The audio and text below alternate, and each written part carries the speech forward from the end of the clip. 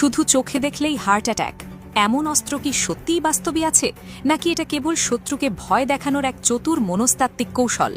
ইরানকে কেন্দ্র করে এমন একটি অবিশ্বাস্য ও চাঞ্চল্যকর গুঞ্জন ওঠার পর আন্তর্জাতিক অঙ্গনে প্রশ্ন উঠেছে, ইরান কি সত্যিই এমন কোনো সুপার অস্ত্র তৈরি করেছে যা আধুনিক যুদ্ধের নিয়মকানুনই পুরোপুরি বদলে দেবে? আর যদি তাই হয়, তবে বিশ্ব রাজনীতিতে, বিশেষ করে আমেরিকা ও ইসরায়েলের জন্য এর প্রভাব কতটা ভয়ঙ্কর হতে পারে?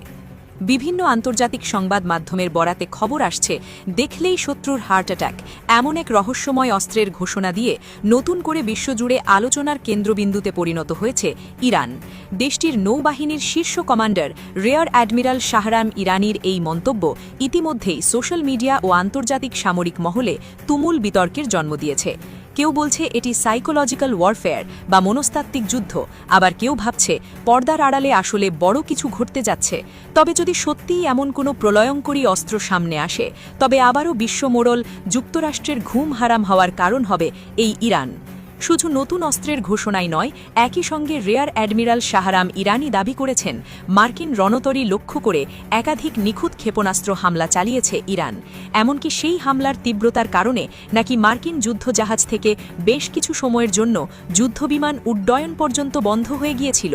এই বক্তব্য যদি সত্যি হয়, তাহলে পরিস্থিতি যে কতটা উত্তেজনাকর এবং আমেরিকার দাপট যে কতটা তলানিতে ঠেকেছে তা সহজেই অনুমান করা যায়। ইরানের এই বক্তব্যকে অনেক বিশ্লেষক সরাসরি সামরিক তথ্য হিসেবে না দেখে মানসিক চাপ তৈরির বা ডিটারেন্সের অংশ হিসেবে দেখছেন। তবে হার্ট অ্যাটাক ঘটানো অস্ত্র এটি বাস্তব কোনো প্রযুক্তি নাকি রূপক অর্থে বলা তা এখনও পরিষ্কার নয়। আধুনিক যুদ্ধে ইলেকট্রনিক, সাইবার বা লেজার ভিত্তিক অস্ত্র এখন গুরুত্বপূর্ণ ভূমিকা রাখছে, যা শত্রুর নার্ভাস সিস্টেম বা কমিউনিকেশন পুরোপুরি অচল করে দিতে পারে। ফলে এমন বক্তব্যকে পুরোপুরি উড়িয়ে দেওয়াও কঠিন।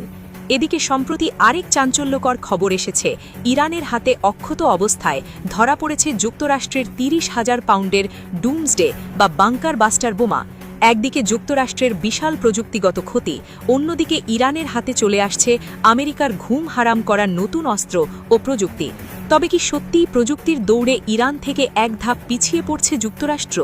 যদিও সাম্প্রতিক যুদ্ধে যুক্তরাষ্ট্র তাদের বিশাল পরিমাণ অস্ত্র হারিয়েছে বলে গুঞ্জন রয়েছে, এমন অবস্থায় যে কোনো সময় মধ্যপ্রাচ্যে মুখ থুবড়ে পড়ার অবস্থা বিশ্বমোড়ল আমেরিকার।